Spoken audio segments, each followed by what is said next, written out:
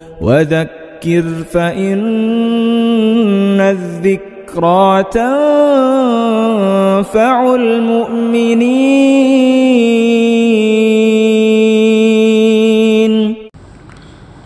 الحمد لله وكفى وسلام على عباده الذين اصطفى. أما بعد، فأعوذ بالله من الشيطان الرجيم. بسم الله الرحمن الرحيم. فخلف من بعدهم خلف أضاعوا الصلاة واتبعوا الشهوات فسوف يلقون غيا. وقال الله تعالى: قد أفلح المؤمنون الذين هم في صلاتهم خاشعون. صدق اللہ العظیم. بزرگان محترم اور برادران عزیز، دو آیتوں میں سے پہلی آیت سورہ مریم کی ہے، جس میں اللہ تبارک و تعالی نے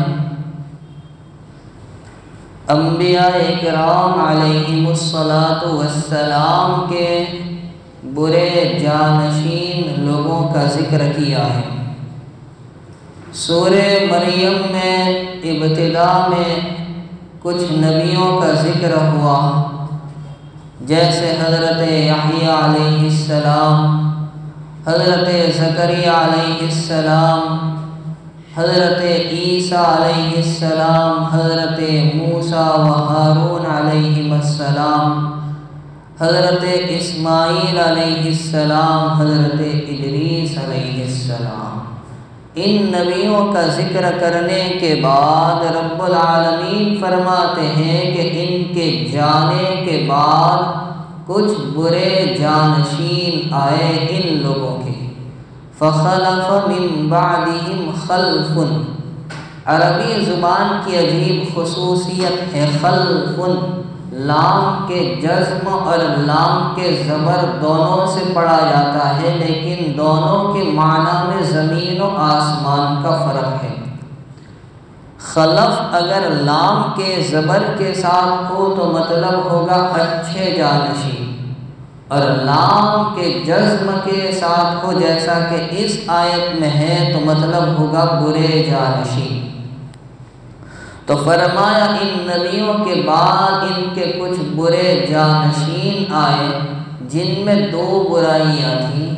نمبر 1 نمازوں کو ضائع کرنا، اور نمبر 2 شہوات اور خواہشات کی پیروی کرنا. تو اس آیت پاک سے ہمیں ایک بات سمجھ میں آئی کہ نمازوں کو ضائع کرنا یہ بہت ہی بری بات ہے. سوال یہ ہوتا ہے کہ نماز کو ضائع کرنے کا مطلب کیا ہے؟ تو مفسرین کرام نے اس کے مختلف مطلب بیان کیے ہیں. ایک مطلب ہے کہ سرے سے نماز ہی نہ پڑھنا، جیسا کہ امت میں آج ایک بڑے طبقے کا حال یہی ہے کہ سرے سے نماز ہی نہیں پڑھتے. 5 وقتہ نماز تو کیا جمعہ کی بھی انہیں توفیق نہیں ہوتی. یہ بہت ہی بری عادت ہے. مسلم شریف میں حضرت جابر رضی اللہ تعالی عنہ کی روایت ہے، سرور دو عالم صلی اللہ تعالی علیہ وسلم نے ارشاد فرمایا کہ نماز کا چھوڑنا ایمان اور کفر کے بیچ کی دیوار کو گرا دیتا ہے.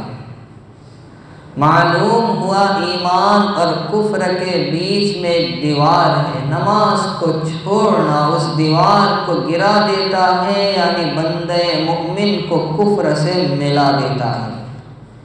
یہی وجہ ہے کہ صحابہ کرام میں سے ایک بڑی جماعت، جن میں حضرت عمر فاروق رضی اللہ تعالی عنہ، حضرت عبداللہ بن مسعود رضی اللہ تعالی عنہ، حضرت عبداللہ بن عباس رضی اللہ عنہما، ان کا تو مذہب یہی تھا کہ نماز کے چھوڑنے سے آدمی کافر ہو جاتا ہے.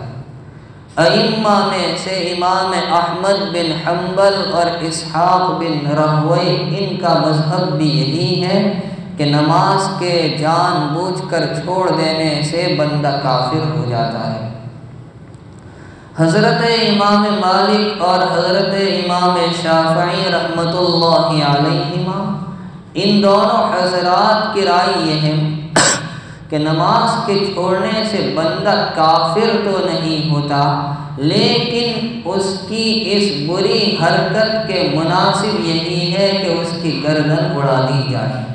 اور حضرت امام ابو حنیفہ رحمۃ اللہ علیہ کا بھی مذہب یہی ہے کہ بندہ اس سے کافر تو نہیں ہوتا، ہاں نماز کا انکار کر دے تو کافر ہوگا، لیکن اس کی سزا یہ ہے کہ اس کو قید کر دیا جائے جب تک کہ وہ اس سے توبہ نہ کر لے اور نماز کا عادی نہ بن جائے۔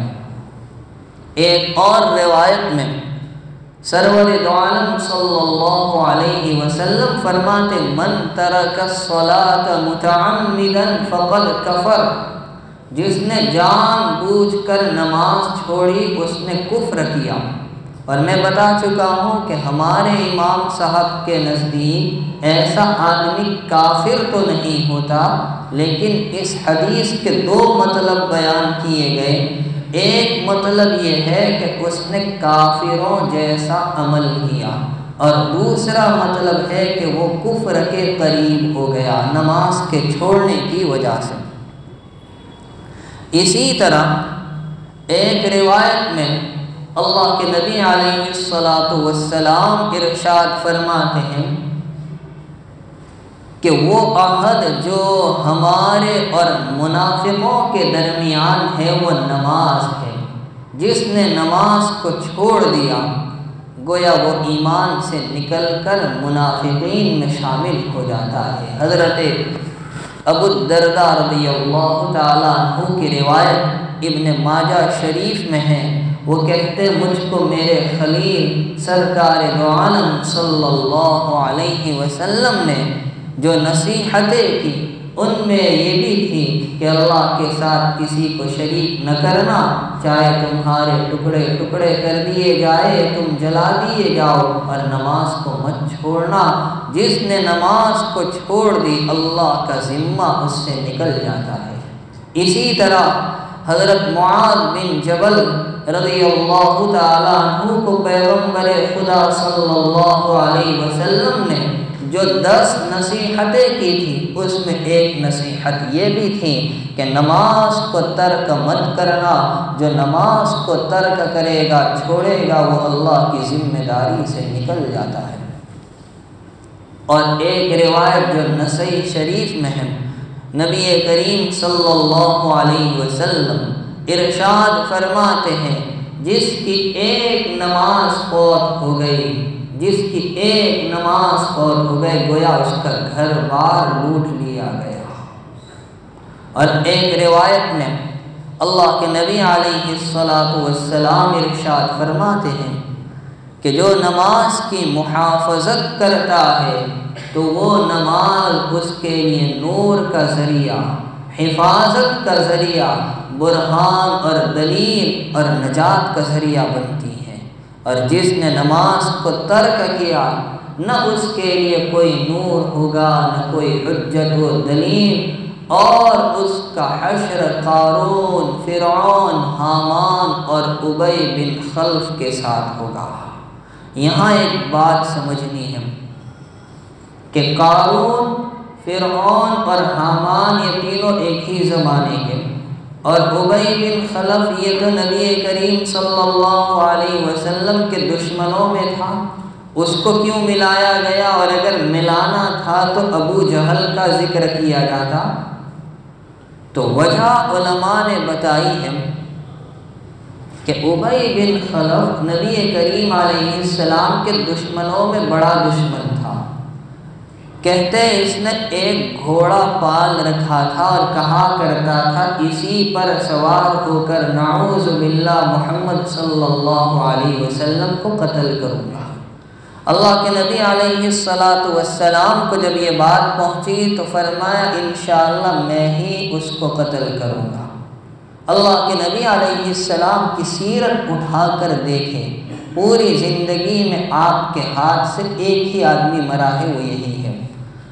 غزوہ احد کے موقع پر نبی کریم صلی اللہ علیہ وسلم اس کا پیچھا کرنا چاہتے تھے اور یہ بھاگ رہا تھا، اپنے گھوڑے پر اپنی سواری پر سوار ہو کر۔ حارث بن سمہ رضی اللہ عنہ ایک صحابی ہے، ان کے ہاتھ سے نبی علیہ السلام نے ایک نیزہ لیا اور اس کو مارا۔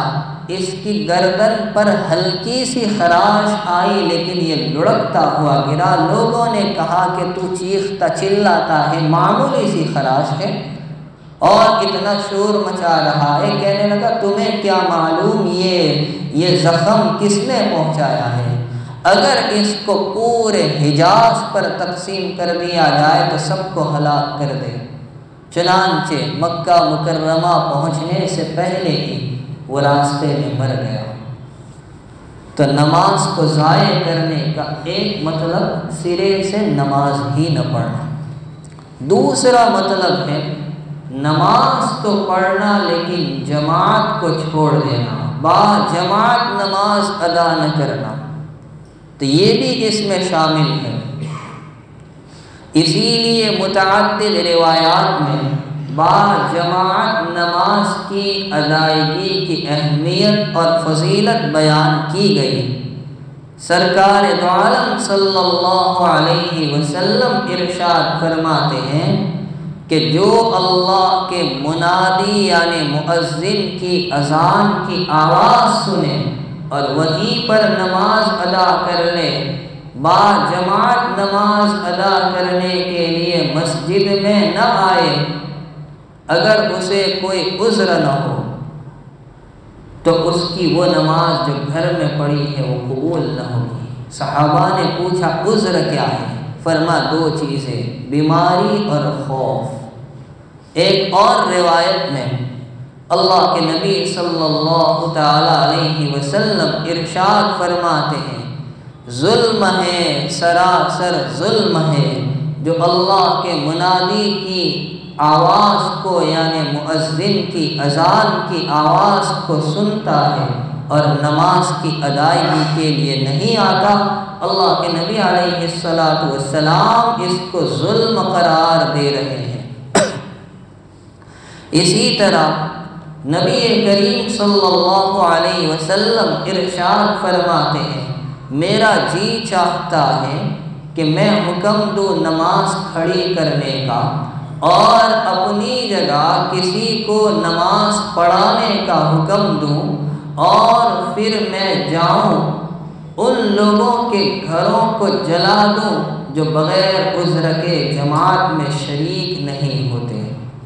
غور کیجئے، ایک طرف اللہ کے نبی علیہ السلام کو رحمت للعالمین بنا کر بھیجا گیا، اور آپ کی شفقت ہر ایک کو معلوم ہے۔ اس رحمت و شفقت کے باوجود بلا عذر جماعت چھوڑنے پر اللہ کے نبی علیہ السلام اتنے غضبناک ہیں کہ آقا ان کے مکانوں کو جلانے تک کے لیے تیار ہیں کہ جا کر آگ لگا دو۔ ایک روایت میں اللہ کے نبی علیہ السلام فرماتے ہیں جس نے بلا عذر جماعت کو چھوڑ دیا اس نے اللہ اور اس کے رسول صلی اللہ علیہ وسلم کی نافرمانی کی۔ ایک اور روایت میں ہے جس نے بلا عذر جماعت کو ترک کیا، نہ اس نے بھلائی کی اور نہ اس کے ساتھ بھلائی کا ارادہ کیا گیا۔ حضرت ابو ہریرہ رضی اللہ تعالیٰ عنہ فرماتے ہیں کہ ایسا آدمی جو بلا عذر جماعت کو چھوڑ دیتا ہے اس کے کان میں سیسا پگھلا کر گرم کر کے ڈال دیا جائے، یہ میرے نزدیک زیادہ بہتر اور پسندیدہ ہے۔ تو نماز کو چھوڑنے کا یہ دوسرا مطلب، پہلا مطلب سرے سے نماز نہ پڑھنا، دوسرا مطلب نماز تو پڑھنا لیکن جماعت کے ساتھ نہیں، اور تیسرا مطلب نماز کو اس کے اوقات سے مؤخر کر دینا یہ بھی نماز کو ضائع کرنے میں شامل ہے، جس کو ہم کہیں گے قضا کر دینا، وقت سے بے وقت کر کے پڑھنا، یہ منافقانہ خصلت ہے، جس کو اللہ تعالیٰ نے اپنے کلام مقدس میں فرمایا وَإِذَا قَامُوا إِلَى الصَّلَاةِ قَامُوا كُسَالَىٰ، جب وہ نماز کے لیے کھڑے ہوتے ہیں تو سستی کے ساتھ، یا یہ کہ وہ نماز میں آتے ہیں تو سستی کے ساتھ۔ اور ایک چھوٹی سی سورت جو 30ویں پارے میں ہے سورہ ماعون، اس میں فرمایا فَوَيْلٌ لِّلْمُصَلِّينَ الَّذِينَ هُمْ عَنْ صَلَاتِهِمْ سَاهُونَ، بڑی خرابی ہے ان نمازیوں کے لیے جو اپنی نماز میں غفلت برتتے ہیں۔ حضرت سعد بن ابی وقاص رضی اللہ تعالی عنہ سے جو انہوں نے نبی کریم صلی اللہ علیہ وسلم سے اس آیت کی تفسیر پوچھی فویل للمصلین الذین هم عن صلاتهم ساہون، تو اللہ کے نبی علیہ السلام نے فرمایا الذین هم یؤخرون الصلاة عن وقتها، کہ وہ لوگ مراد ہے جو نماز کو اس کے وقت سے مؤخر کر دیتے ہیں۔ تو اللہ نے خرابی کے لیے لفظ بتلایا ویل، قرآن کی بہت سی آیتوں میں اور سورتوں میں یہ لفظ آیا ہے ویل، جیسے ویل لکل ہمزۃ لمزہ، ویل للمطففین فویل لہم مما کتبت ایدیہم وویل لہم مما یکسبون، ویل کہتے کس کو ہے؟ مفسرین نے اس کی تفسیر میں جو مختلف اقوال بیان کیے ہیں، ایک قول یہ کہ ویل جہنم کے ایک دروازے کا نام ہے، دوسرا قول یہ ہے کہ ویل جہنم کے ایک پہاڑ کا نام ہے، تیسرا قول یہ ہے کہ ویل جہنم کی ایک وادی کا نام ہے، جب اس میں کسی کافر کو اوپر سے ڈالا جائے گا، چھوڑا جائے گا، تو اس کی تہ میں اور گہرائی میں پہنچنے میں 40 سال لگیں گے۔ تو اللہ تبارک و تعالی اس تیسری قسم والوں کے لیے کہ جو نماز کو بے وقت کر دیتے ہیں، اس کے اوقات سے مؤخر کر دیتے ہیں، یہ بھی نماز کو ضائع کرنا، ان کے بارے میں فرما رہے فویل للمصلین، بڑی خرابی ہے۔ مجبوراً ہم ویل کا ترجمہ خرابی، ہلاکت، تباہی، بربادی سے کرتے ہیں، ورنہ ویل کے میں نے آپ کو معنی بتلا دیے۔ تو بڑی خرابی ہے ان نمازیوں کے لیے جو اپنی نماز سے غفلت برتتے ہیں۔ یہ تیسرا مطلب نماز کو ضائع کرنے کا۔ چوتھا مطلب نماز کے خشوع خضوع کو چھوڑ دینا، یعنی بالکل مردہ دل ہو کر نماز پڑھنا، نماز میں کھڑے تو ہے مگر دھیان توجہ کسی اور طرف۔ خشوع عربی زبان کا لفظ ہے جس کے اصل معنی سکون کے آتے ہیں، اور شریعت کی نظر میں خشوع کا مطلب ہے کہ بندے کے دل میں بھی سکون ہو اور اعضاء میں بھی سکون ہو۔ دل میں سکون ہونے کا مطلب یہ ہے کہ دل اللہ کے علاوہ کسی اور جانب متوجہ نہ ہو، اور اعضاء میں سکون ہونے کا مطلب یہ ہے کہ اپنے اعضاء سے کوئی ایسی حرکت نہ کرے، خصوصاً وہ حرکت جن کو فقہاء نے مکروہ شمار کیا ہے۔ تو دل میں بھی سکون ہو، اعضاء میں بھی سکون ہو۔ اسی لیے میں نے شروع میں 2 آیتیں پڑھی، ان میں سے دوسری آیت 18ویں پارے کی ابتدائی 2 آیتیں جن میں اللہ تعالیٰ نے کامیاب ایمان والوں کی صفات بیان کرتے ہوئے فرمایا قد افلح المؤمنون الذین هم فی صلاتهم خاشعون، کہ وہ مؤمن کامیاب ہو گئے جو اپنی نماز میں خشوع اختیار کرنے والے ہیں۔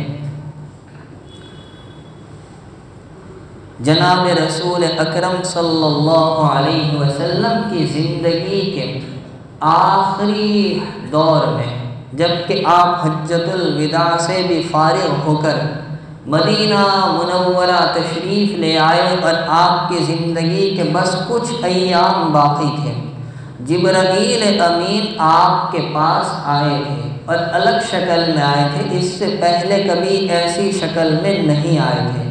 ایک انجان آدمی کی بالکل سفید لباس اور انتہائی کالے بال آ کر حضور علیہ السلام کے سامنے بیٹھے اور ایک روایت کے مطابق اپنی رانوں پر اور دوسرے مطلب کے مطابق حضور پاک صلی اللہ علیہ وسلم کی رانوں پر اپنے ہاتھوں کو رکھ دیا۔ ان کا یہ انداز اس لیے تھا کہ لوگ توجہ سے دیکھیں اور ان کی بات کو سنیں۔ 5 سوالات کیے تھے انہوں نے، اور یہ 5 سوال اور اللہ کے نبی علیہ السلام نے جو جواب دیے ہیں، یہ آقا کی پوری 23 سالہ زندگی کا خلاصہ، اس کا نچوڑ۔ خیر ابھی تو موقع نہیں کہ وہ 5 سوال اور اس کی وضاحت پیش کروں۔ تیسرا سوال کیا تھا مل احسان، یہ مسلم شریف کی پہلی ہی حدیث ہے۔ مل احسان، حضور احسان کیا ہے؟